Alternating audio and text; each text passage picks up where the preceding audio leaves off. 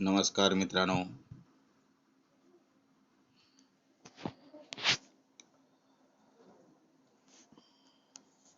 लोक प्रशासनामध्ये अतिशय शेवटचा घटक जे आहे तो आहे तलाठी. तलाट्याची काय भूमिका असते या संदर्भात आपण या ठिकाणी चर्चा करायची आहे. तर तलाठी हा घटक अतिशय गाव पातळीवरचा असलेला अतिशय शेवटचा घटक म्हणून या ठिकाणी मानला जातो, गणला जातो. आणि शासनाच्या जमीन महसूल व्यवस्थेमध्ये तलाठी या पदाला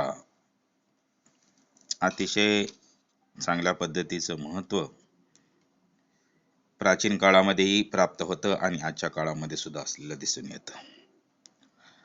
तलाठी हा मंडळ निरीक्षकाच्या हाताखाली काम करणारी एक व्यक्ती असते. त्याला आपल्या वरिष्ठांनी दिलेल्या सर्व आदेशाचे व निर्देशाचे हे पालन करावे लागते.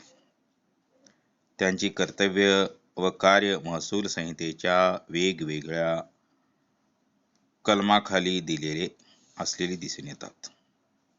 मित्रांनो, आपण एक मागच्या पिरियडमध्ये महाराष्ट्र जमीन महसूल संहिता 1966 यावर आधारित तलाठ्याची काय भूमिका असते या संदर्भात सुद्धा आपण चर्चा केलेली होती. आणि महसुलाचा व्यवस्थित हिशोब ठेवणे व सर्व प्रकारच्या जमिनीच्या व्यवस्थेच्या संदर्भात नोंदी ठेवणे ही महत्त्वाची कामे तलाट्यावर सोपविलेली असतात. महाराष्ट्रात पूर्वी पटवारी म्हणून महसूल संबंधीचे कामे करणारच आज जर कोण असेल तर तो तलाठी म्हणून या ठिकाणी ओळखला जातो. जमिनीच्या हक्कासंबंधी सर्व नोंदी पटवारीकडूनच केल्या जात असलेल्या या ठिकाणी दिसून येते. गावाच्या सर्व जमिनीची नोंदणी पटवारीच्या रेकॉर्डमध्ये या केल्या जात असलेल्या दिसून येतात. पटवारीचे रजिस्टर व कागदपत्रे हे दोन प्रकारात विभागलेले जात असलेले दिसून येतात. यात गावाचा रेकॉर्ड असेल किंवा गावाची असलेली जमिनीच्या संदर्भात असलेली हिशोब असेल, या संबंधात ती कार्य करत असलेली दिसून येतात. आणि गावाच्या रेकॉर्डमध्ये जमिनीच्या नोंदी असतात व नागरिकांच्या मालकी हक्काच्या नोंदी या ठिकाणी नोंदील्या जात होत्या. पटवाऱ्याच्याच रेकॉर्डमध्ये खासरा ही जमिनी संबंधीची ओळख पटविणारी नोंद या ठिकाणी केलेली असेल. रयतवारी जमिनी व्यवस्थेमध्ये पटवाऱ्याच्या कामाला फार महत्त्व प्राप्त झालेले आजच्या काळामध्ये दिसून येते. आणि पटवारी हे पद जरी इतिहास जमा झाले असले तरी अलीकडे या पदावर तलाठी हा कर्मचारी विराजमान झालेला दिसून येतो. महसूल व्यवस्थेमधील या पदाधिकाऱ्याची सविस्तर माहिती आपल्याला या ठिकाणी पाहता येईल. आता या ठिकाणी तलाठची भरती कशी केली जाते, त्याची नेमणूक कोणाकडून केली जाते, या संबंधी सर्व गोष्टी या ठिकाणी पाहणं गरजेचं आहे. तलाठ्याची नेमणूक महाराष्ट्र जमीन महसूल संहिता 1966 अन्वये केली जाते. त्याची नेमणूक करण्याचा अधिकार उपविभागीय अधिकाऱ्यास ही सोपविण्यात आलेली आहे. आणि योग्य उमेदवाराची निवड करण्याचा अधिकार मात्र जिल्हाधिकाऱ्याला या ठिकाणी सोपविण्यात आलेला आहे. तलाठी हा वर्ग क्रमांक 3 चा कर्मचारी असलेला दिसून येतो आणि त्याची आजची वेतन श्रेणी 5200 ते 20,700 अधिक ग्रेड पे 2,400 अशा प्रकारची त्याची वेतन श्रेणी आहे. आणि 6व्या वेतन आयोगानुसार ही वेतन श्रेणी त्यांची निश्चित करण्यात आलेली आहे. ही सर्व माहिती मी या ठिकाणी गुगलवरून घेतलेली आहे. तलाठी होण्यासाठी पदवीधर असणे ही एक अट मात्र या ठिकाणी असणं गरजेचं आहे.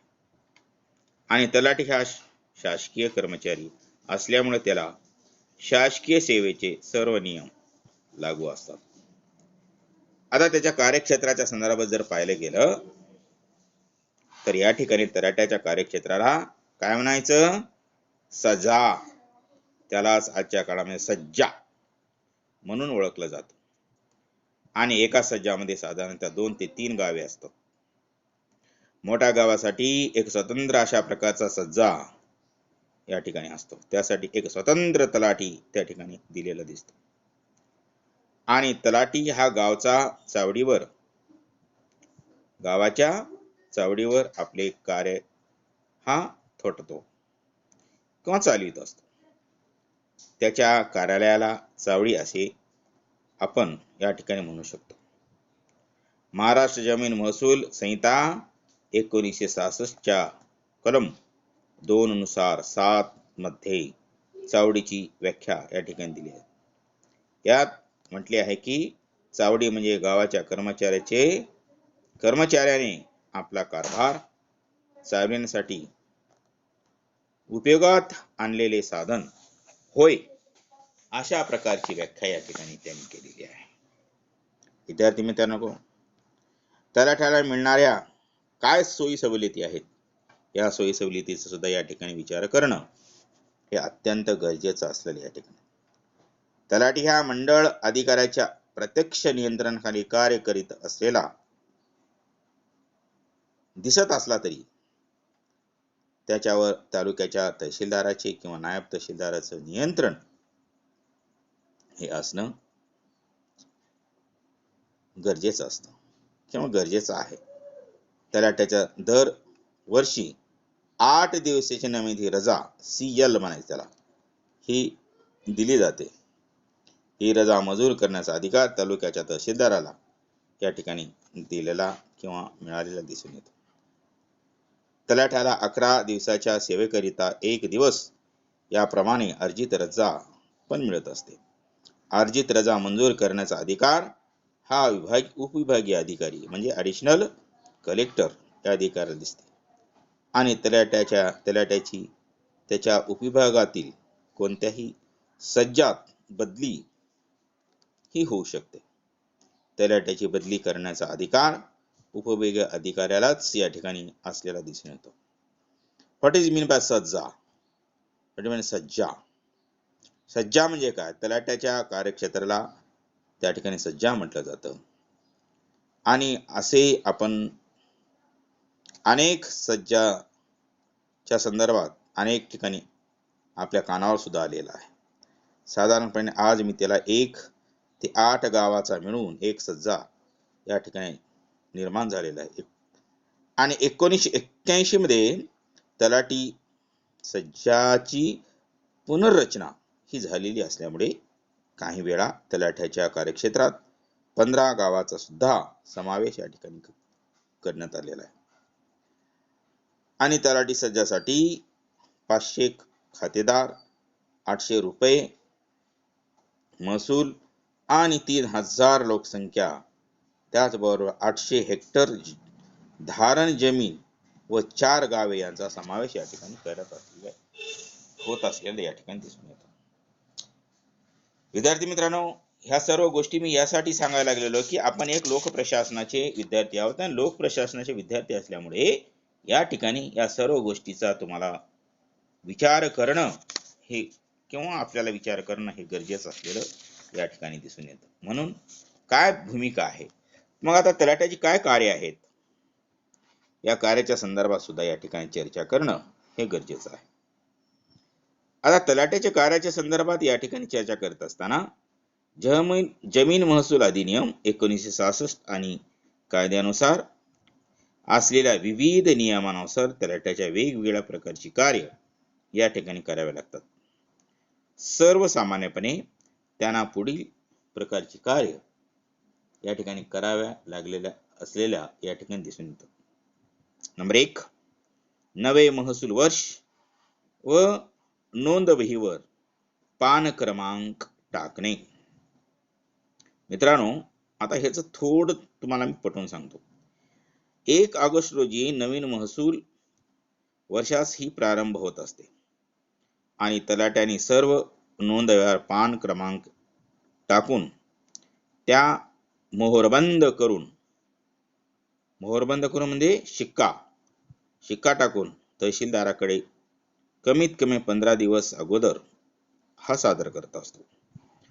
त्याचबरोबर वार्षिक प्रशासकीय अहवाल पाठविण्याच्या संदर्भात सुद्धा कार्य या ठिकाणी करावं लागतं. आणि वार्षिक हे करत असताना तलाट्याने वार्षिक प्रशासकीय अहवाल तहसीलदाराकडे पाठविला पाहिजेच आणि अशा प्रकारची संहिता 1966च्या जमीन महसूल संहिता याच्यामध्ये करण्यात आलेली आहे आणि त्यामध्ये सर्व प्रकारची माहिती संकलित केलेली असणं हे गरजेचं असतं. आणि नवीन मोजणी केलेल्या हिश्श्याचे विवरणपत्र भूमी अभिलेख जिल्हा निरीक्षक कार्यालयाकडे पाठविणे सुद्धा हे गरजेचं असतं. त्याच्यानंतर आहे मोसमातील बदलाची नोंद, पिकाची स्थिती म्हणजे आपल्या शेतामध्ये असलेली जे काही पिकं आहेत त्याच्या सज्जामध्ये या संबंधीची स्थिती, या संबंधीचा अहवाल हा वरिष्ठाकडे पाठविणं, या संबंधीची गोष्ट सुद्धा या ठिकाणी त्याला करणं हे गरजेचं आहे. आणि या संबंधीची एक प्रत मंडळ अधिकारी व एक प्रत तहसीलदाराकडे पाठविणं हे गरजेचं असतं. आपत्ती येण्याची शक्यता असल्यास त्याचीही माहिती तलाठ्याने वरिष्ठाकडे पाठविणं हे गरजेचं असतं. त्याचबरोबर खरीप पीक असेल, सीमा असेल, भूमापन चिन्ह असेल, या संबंधी तपासणी, ही तपासणी ऑक्टोबर पूर्वी होणं हे गरजेचं असतं. त्याचबरोबर रब्बीचं पीक असेल, सीमा भूमापन चिन्हासंबंधी तपासणी करण्याच्या संदर्भात असेल तर ही जी आहे ते 31 डिसेंबर पूर्वी ही तपासणी करणं हे आवश्यक असतं. पिकाची पैसेवारी म्हणजे आणेवारी, त्याला म्हणायचं पैसेवारी म्हणजे आणेवारी तयार करण्यास मंडळ निरीक्षकास त्यांना मदत करणं हे गरजेचं असतं. आता जमीन महसूल वसुली करण्याच्या संदर्भात सुद्धा कार्य करावे लागतात आणि जिल्हाधिकाऱ्याच्या आदेशानुसार 4 वर्षाचा जमीन महसूल तलाठ्याने वसूल करणं हे आवश्यक असतं. विहित केलेल्या दिनांकासह त्या प्रकारची नोंद या ठिकाणी करणं हे गरजेचं असलेलं दिसून येतं. त्याचबरोबर गाव नमुना 8अ हा अद्ययावत ठेवणं हे सुद्धा अतिशय गरजेचं असलेलं या ठिकाणी दिसून येतं. आणि हे डिसेंबर महिन्याच्या शेवटपर्यंत हा नमुना अद्ययावत ठेवणं किंवा ठेवण्याची जबाबदारी ही तलाठी असल्याची दिसून येते. ही तलाट्याची असलेली दिसून येते. जमा केलेल्या महसुलाच्या संबंधाच्या असलेल्या ज्या पावत्या असतात ह्या पावत्या सुद्धा देण्याची जबाबदारी त्या ठिकाणी असते. आणि रोकड वहीमध्ये सर्व प्रकारच्या या ठिकाणी नोंद रोकड वहीतील नोंदीप्रमाणे रकमेच्या भरणा 15 दिवसाच्या आत कोषागारात देणं किंवा जमा करणं या संबंधीची कार्य सुद्धा या ठिकाणी करणं ही तलाठीची जबाबदारी आहे. त्यानंतर थकबाकी वसूल आणि कोषागारात भरलेल्या रकमांचा अहवाल या ठिकाणी देणं सुद्धा गरजेचं असतं. थकबाकीची जमा बंदी करणं हे तलाठ्याने प्रत्येक वर्षी वसूल केलेल्या जमीन वसुलाची थकबाकी वसूल केलेल्या सर्व हिशोब लेखा परीक्षणासाठी तहसीलदाराकडे पाठविणं हे गरजेचं असतं. तसेच 31 मे च्या आत गाव महसूल 8अ आणि ब चा गोषवारा या ठिकाणी जमाबंदी म्हणजे महसूल आकारणी ठरवण्यासाठी करण्यात आलेली एक कारवाई प्रकारची असते.